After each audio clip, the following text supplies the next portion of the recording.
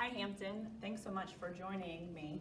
Today we'll be reading chapters 26 to 27 from our One District, One Book, Save Me a Seat. Mia is hogging the bed, so I sleep crooked and wake up with a crick in my neck. Sunshine is leaking in under the bottom of the window shade and hitting me smack in the face. That's weird.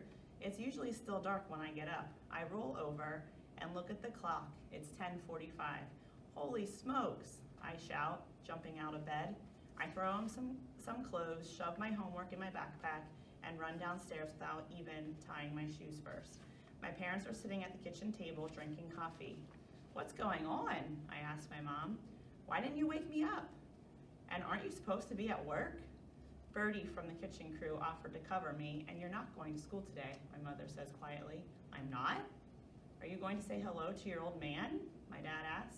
I go over and give him a hug. I haven't seen him in over a week, and since he doesn't shave when he's on the road, his beard is pretty scratchy. Is it my imagination, or did you grow another foot while I was gone? He asks. I don't know, I say. Maybe. Does somebody want to tell me what's going on? Have a seat, Joey, my mom tells me. I'll get your breakfast. Usually on school days, I eat a couple of bowls of cereal and a smoothie in the morning, but my mother has made huevos rancheros. She and my dad have already eaten, so she loads up a plate with fried eggs and corn tortillas covered in salsa and sets it on the table in front of me. Sprinkle a little of this on top, she says, setting a small glass dish of chopped green stuff next to me. It's cilantro filled with vitamin K. Let me know if you want hot sauce too. Huevos rancheros is one of my favorite. But for the second time this week, I lost my appetite. Are we about to have a family meeting? I ask. My parents look at each other. Your mom and I do need to talk to you, Joe, my father says. Sounds like a family meeting to me. What do we need to talk about? I ask, even though I'm pretty sure I already know. My father turns to my mother. What's the boy's name again? He asks. Dylan, she says. Dylan Samreen. Here we go. What kind of name is Samreen? My father asks. He's Indian, I say. What's his problem with you, Joe? I shrug. Have you ever tried sitting down with Dylan and telling him how you feel? My mother asks. Come on, Gracie, my father says, shaking his head. Don't you know you can't talk to people like that? It doesn't work. What are you suggesting, Kirk? That he punch the boy in the nose? Says my mother. It would serve him right. These people come over here expecting to have it all. They ought to show some respect. What people? I ask. Immigrants, my father says. They're visitors in this country. Who do they think they are, pushing us around? Dylan's not a visitor. He was born here, I say. His dad's a doctor. You're missing the point, Joe, my father says. The point is you have to man up and fight back. Lower your voice, Kirk, my mother says. There you go again, Grace. Stop babying him and he'll never learn to stand on his own 2 feet. I know how to stand on my own 2 feet, I say. I do it every day. You just don't know about it. You wouldn't even know who Dylan Samreen was if Mom hadn't taken the job at Einstein. We've been over this already, she says. I didn't have a choice. I needed the work. You promised me you'd stay out of my business, Mom. You crossed your heart and promised. Mia whimpers. She can't stand it when I get upset. I reach down and pat her head. Your well-being is my business too, my mother says. Great. Now she's crying. How long has this Samreen boy been bothering you? My father asks. I shrug. Why didn't you say anything about it? Asks my mother. I can handle it, I say. I'm going to call and speak to your principal right now, my father says, reaching for the phone. If you're not going to stand up to that bully yourself, I'll do it for you. No, I shout, banging my fist on the table. No, no, no. You want me to talk about my feelings? You want me to stand up for myself? Fine, here goes. I hate that Mom works at my school now. I hate that she keeps breaking her promise and butting into my business. I hate that she has to wear that stupid apron and blow that stupid whistle in front of everybody. I hate that you're never home anymore, Dad. I hate that you think it's okay to call my principal without even asking me how I feel about it first. I hate that you're always telling me to man up and that you don't like people who aren't like you. Indians, you mean? He asks. No, Dad, I mean me. What are you talking about? He says. You think I don't like you? Why don't you ever turn the TV down when Mom asks you to? Now wait a second, my dad says. I'm not the bad guy here. I'm only trying to. Let him finish, Kirk, my mom says, reaching over and putting her hand on his arm. It feels kind of like I'm throwing up. I can't control what's coming out, and it's not going to stop until I'm empty. I hate that kids think I'm dumb and that the teachers don't like me. I hate being afraid to raise my hand even when I know the answer. I hate that I'm taller than everyone else in my class, including my teacher, and that the only real friend I have is a dog.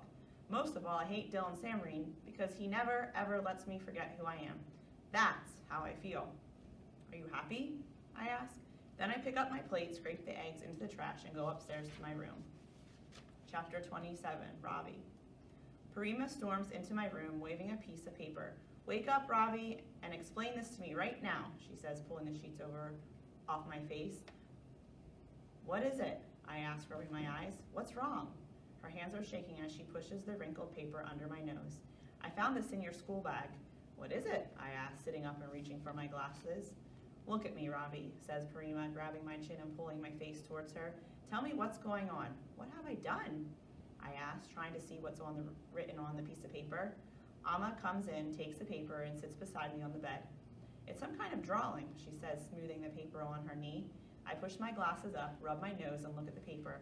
It's a cartoon of a bunch of people wearing the same t-shirt. Did you draw this? Asks Amma. No, I tell her. I've never seen it before in my life. Prema snatches the paper from me and studies it. Who is this boy? She asks suspiciously. Is that supposed to be you? Has someone been calling you names? She's pointing to a boy wearing shoes that look like giant potatoes. I know who it is supposed to be. This isn't me. It's the boy who sits behind me in class. He goes for special help. I call him Bigfoot. But his real name is Joseph Sylvester, I say. Whoever drew this cartoon probably meant to give it to him and accidentally put it in my bag instead. I hope this will satisfy my grandmother and put an end to the drama, but instead she starts up again. Why do you and Mr. Big Feet sit together, she demands. Are you friends, Mama asks. We don't sit together. I sit behind him. The seating is alphabetical, I explain. Surana, Ranan comes before Sylvester, and no, Amma, we are not friends. My mother knows me too well. What's going on, Raja? She asks softly. You have to tell me. I want to tell her everything. How Dylan Samreen called me Curryhead and how I ran away and hid in the bathroom. How I have not made a single friend at school and I've been ridiculed and laughed at every single day since day one. I want to tell her that I've been tricked into tasting beef too, but I can't. What's wrong, Amma asks, squeezing my shoulder. Ow, I cry. Amma gently pulls open the top of my pajama shirt and gasps. What happened? She asks, gently touching my bruise with her fingertips. Nothing, Amma, I lie. I just bumped myself. Prema turns on her heel and leaves the room, only to return a minute later wearing her sweater and shawl. She also has a scarf, a red dupatta, covering her head. Where are you going so early in the morning? Amma asks. Prema ignores her. Get up, Ravi, she commands. Why? I ask. I am coming to school with you. I want to see for myself what's going on at this so-called Albert Einstein Elementary School. Nothing is going on, Prema, I say, and you cannot come with me to school. When did you start answering back to your elders? She says, her eyes flashing. It's all this American influence. Are you ashamed of your Prema now? Embarrassed of her sari and bindi? I'm sure that's not how he feels, Amma says. What do you know about it, Roshni? Prema snaps. Tell her, Ravi. It's true, isn't it? You wish your silly old Prema had stayed behind in Bangalore, where she belongs, don't you? There's no place for me here in your new American life, full of insulting cartoons and mysterious bruises. No, Prema, I say. I'm glad that you're here. But she ignores me and goes on. I'll tell your Paripa to bring the suitcases from the garage. We'll buy a ticket today and fly back to Bangalore. Amma sighs. Don't be silly, Meena, Ma.